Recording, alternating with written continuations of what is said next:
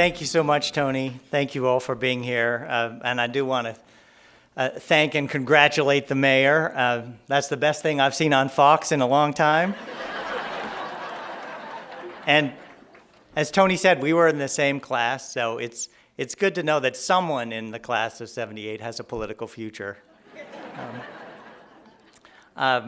It's great to be home, and I'm so proud of everything that you all have done. I applaud Norm Gissel and Tony and everybody else on the task force for 3 decades of amazing work. And we have to thank Tony Stewart for everything that he's done for North Idaho.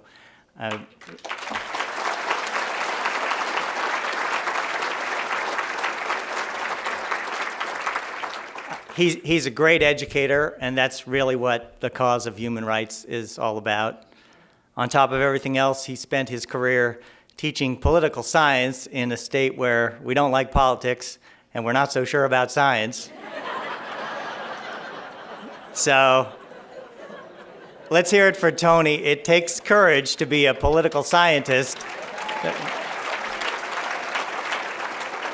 It takes courage to be a political scientist in a state full of political creationists. So I also want to congratulate Sandy Bloom and the City Council for their longtime leadership against discrimination and for the much-deserved award they'll get tonight.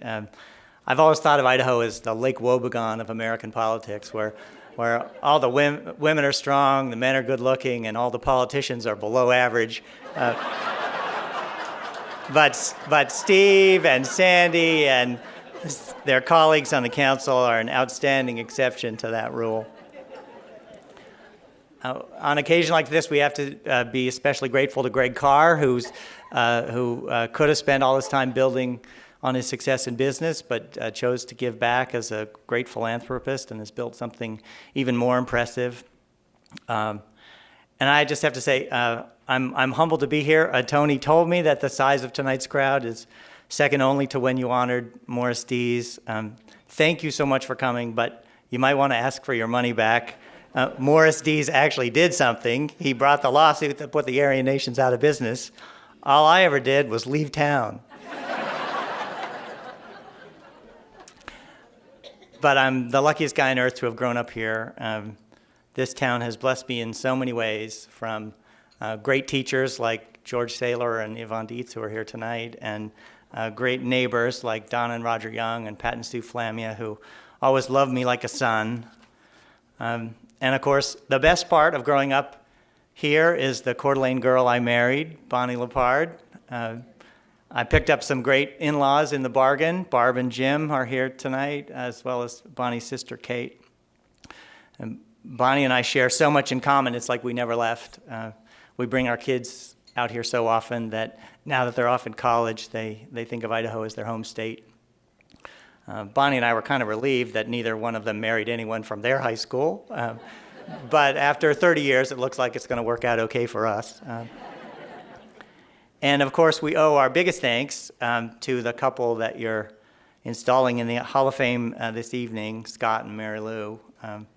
As parents, they've been the greatest role models a son could have. And as citizens, they're the greatest role models any town could ask for.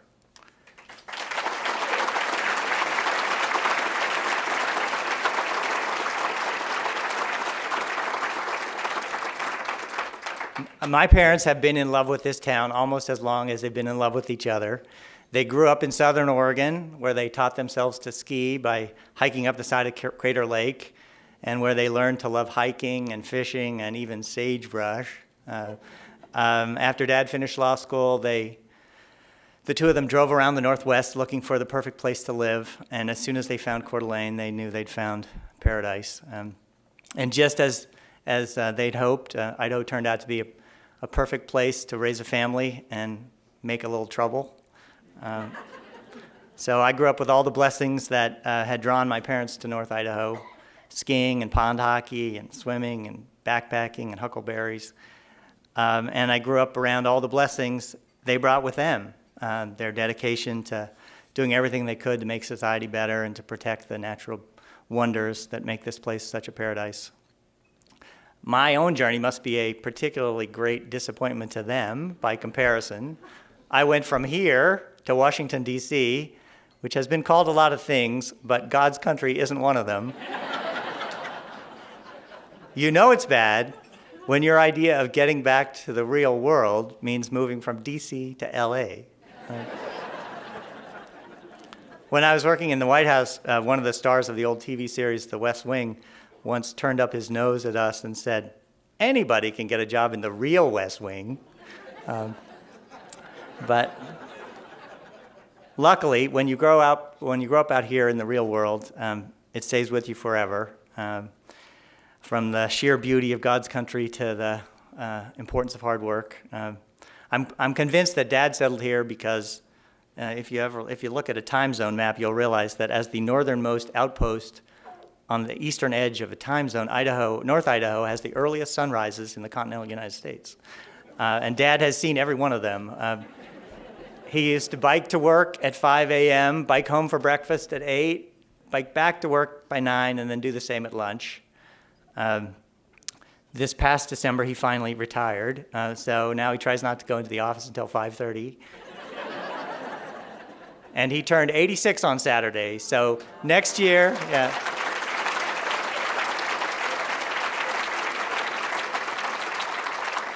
One more year to 77. At dinner, we used to beg Dad to tell us about his cases because he had so many interesting causes and clients, from saving Tubbs Hill to protecting the last stoplight on the interstate in Wallace. Sometimes I worried that the cases were a little too interesting. I remember when I was about 5 years old, I said, "What if you go 7 years in a row without winning?" But he laughed and said that the only way to break new ground is to take cases worth losing. That's what he's always done. For more than half a century, Scott Reed has been the conscience of Coeur d'Alene, our very own Atticus Finch. He proves you don't have to be the tallest man in town to have the most backbone.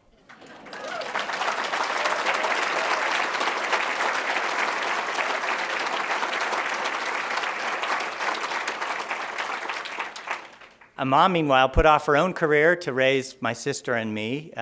She was what we now know as a community organizer. My sister and I were her first community.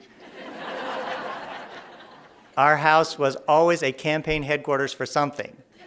The environment, mental health, the public schools. Our basement was like an underground railroad for progressive leaders from around the West. It's still that way. So many people from all over come to Coeur d'Alene to help out on campaigns that long ago, Bonnie and I stopped coming home in election years because somebody else was always staying in my room. And Mom volunteered us for all her causes. We made posters, we stuffed envelopes. I was too shy to go to camp, but every election year I went door to door handing out campaign literature. I worked on my first Senate campaign for Frank Church when I was 8 years old, helping Sue Flamia use those giant old computer printouts to do voter targeting. There were Democratic voters to target in those days. And Mom made us march in 4th of July parades and hand out candy to voters, which turned out to be the only skills you need to have to get a job in Washington, D.C.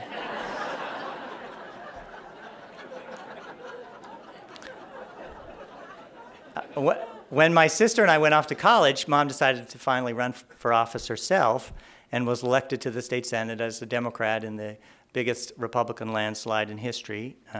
By the time she left 12 years later as the Senate Minority Leader, the state Senate was composed of 31 Republicans and 4 Democrats. So she's very proud of many bad things she prevented. If the Hippocratic Oath is do no harm, the Idaho legislature's oath has always been, where should we start?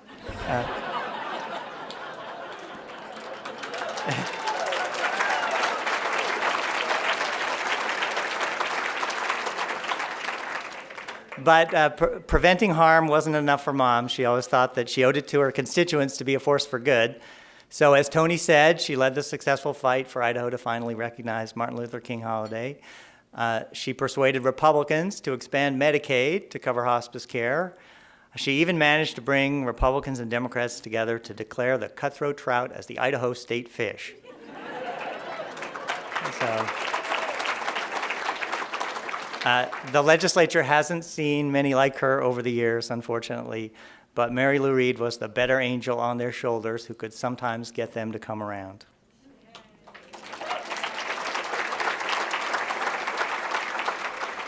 So I grew up watching my parents stand up for principle against all odds and never lose heart. People thought they were tilting at windmills, but they stuck to it because they knew it was right. My parents taught me there's no such thing as a lost cause, just battles you haven't won yet. And as a grown-up, to my surprise, I had the chance to work on a couple of winning causes and campaigns. I had a rare privilege of a front row seat in re-electing 2 Democratic presidents. Last week, the Clinton Library released a transcript from a session when we were working on the 1999 State of the Union address. The transcript quoted President Clinton saying to me that I should be pickled and put in the Smithsonian as that rarest of species, an Idaho Democrat. But I wouldn't trade anything for all the losing campaigns and uphill battles that Idaho gave me. When you grow up handing out Democratic bumper stickers to cowboys with gun racks and pickup trucks at county fairs, you learn about rejection at an early age. But also out here, I learned you can't take anybody's vote for granted. You have to earn it. Most people are reasonable, but you have to give them reasons. Most people want to do the right thing, but you'll never get anywhere unless they trust you. I learned that neither party has a monopoly on the truth, and often not much interest in it. So if you want to find the truth, you have to be willing to question your own assumptions as well as the other guys. And no cause has brought out the fundamental character and decency of the good people of North Idaho more than the cause of human rights. Many of you remember more vividly than I the outrages that inspired this town to fight back. It was a scary time. The people of North Idaho had a hard choice to make when the Aryan nations and Reverend Butler turned up in your midst. You could have chosen to play the whole thing down, never say another word, hope that after a while the tourists would forget it ever happened. But you made the tougher, braver, wiser choice to confront the problem head on, rip it out by the roots, and show your children and grandchildren that North Idaho will never stand for hatred.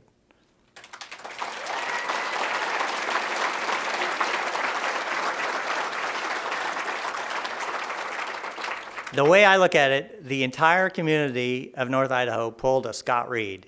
So everyone here has a great Scott Reed story, like the time Schweitzer got so icy, he rode up the chairlift in his hockey skates and skated from top to bottom. But the greatest Scott Reed legend of all time took place one winter evening at our house on Fernan Hill. Mom loved to have friends over for dinner all the time and talk well into the night about everything. And Dad often grew so weary of the discussion, he'd lay down and go to sleep at the foot of the dinner table. But one famous winter evening, that didn't work. People still wouldn't leave, and Dad had had enough. So he climbed up on the roof, put a sheet of plywood over the chimney, and smoked everyone out of his own house.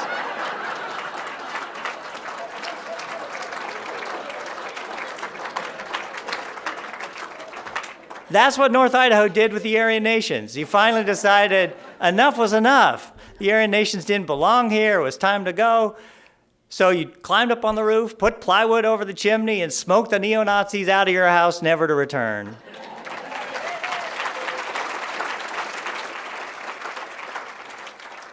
And now that the smoke has cleared, we can see the wonderful and strong new foundations you've built, from the remarkable Human Rights Education Center to the scholarships you've awarded to the broad support for human rights across the entire community.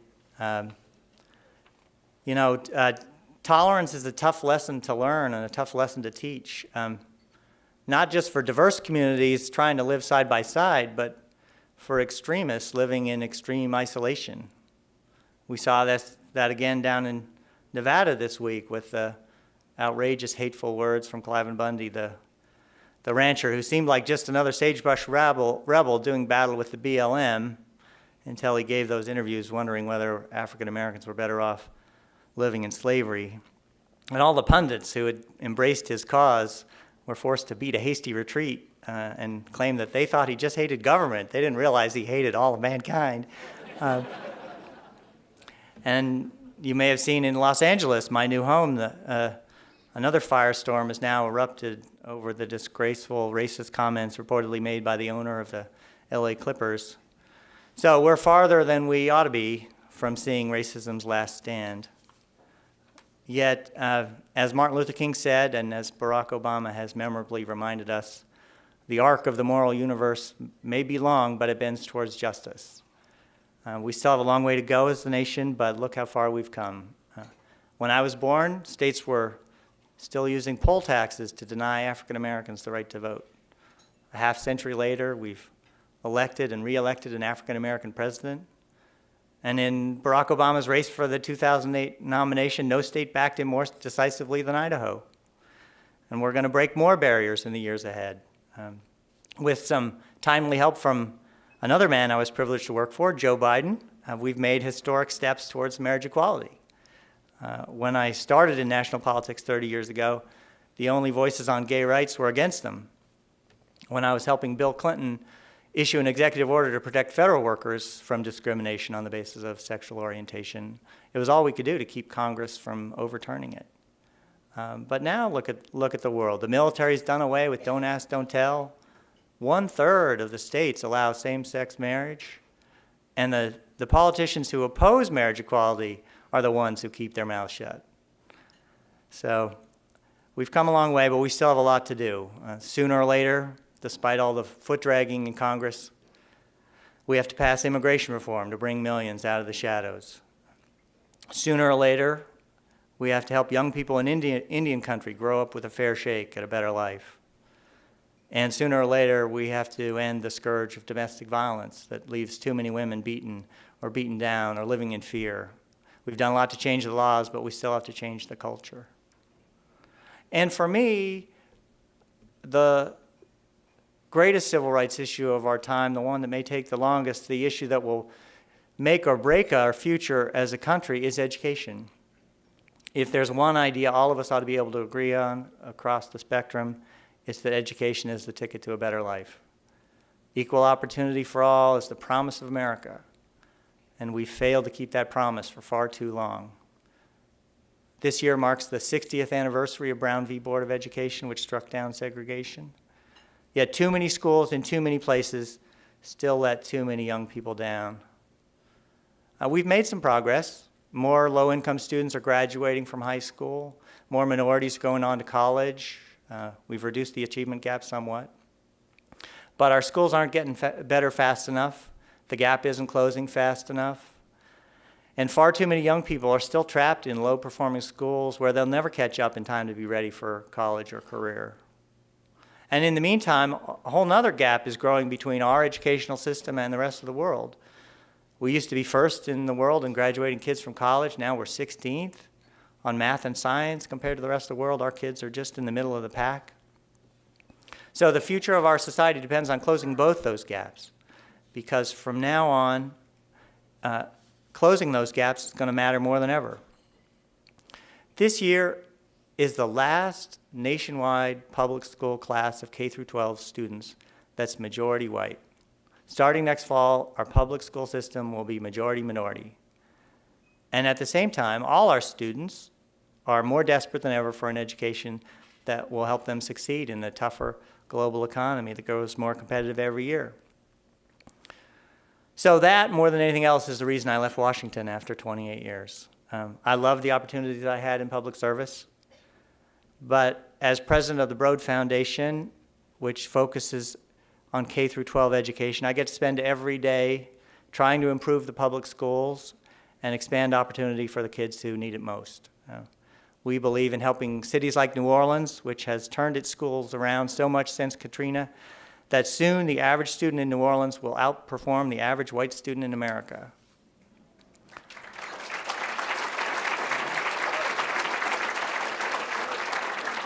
We believe in giving more students access to high-quality public charter schools and closing down bad ones.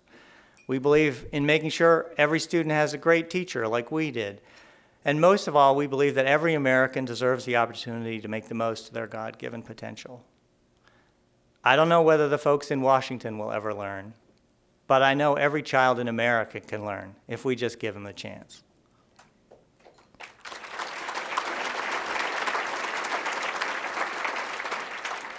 There's a lot of talk these days about how deeply divided our politics is, or how deeply divided our country is. I disagree. Washington is more divided than ever, but our people aren't. The most satisfying experience I had in 3 decades in Washington was as director of the Simpson-Bowles Deficit Reduction Commission, which was chaired by Erskine Bowles and the wonderful former Senator Alan Simpson from next door in Wyoming. And I had a chance to work on that commission with Mike Crapo, who was instrumental in its success and is one of the finest legislators I've met. We brought the most conservative Republicans and the most liberal Democrats in Congress together to spend 6 months staring at the same scary facts about the future of our national debt. And together, most of them had never spent time with someone from the other party, but together they became so concerned about the country's future that they agreed on a plan that included more tough choices, more tough political decisions at one time than all of them collectively had made in their entire political careers. And even though we couldn't get the rest of Washington to agree on the whole thing, we managed to enact more than half of the $4 trillion in deficit reduction we proposed. There's a lesson in that. Americans have too much sense and too many challenges to solve to put up with bickering and foot-dragging and partisan nonsense forever. We're better than that. If we have to, we'll just grab another piece of plywood and head back up on the roof. So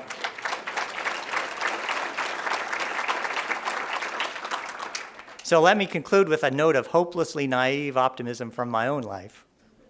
When I was 13, I made my only foray into electoral politics for myself and somehow managed to get elected vice president of my 7th grade class, primarily because no one else ran. The class president that year had a part-time job that made her late to the all-important student government meetings. So I did what any ruthlessly ambitious young politician would do. I tried to have her impeached. And when that didn't work, I married her instead.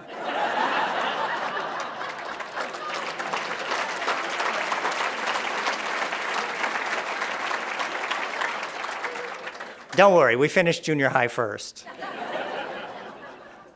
And now, I'm not suggesting that every political story will have such a happy ending, but that story sums up the most important lessons I've learned from my folks, my family, and all of you. In any endeavor, from law to politics, too many people confuse ambition and purpose. Ambition can get you far in life. It can get you fame and riches, even get you elected. But real progress must be built on a larger purpose. You can't launch a movement, pass a bill, or save a town without a sense of mission. That's the story of your work and my parents' life, and that's the lesson Americans want all their leaders to learn. We weren't put here to act out our petty squabbles. We're here to live up to the full promise of this great land of ours. Thank you very much.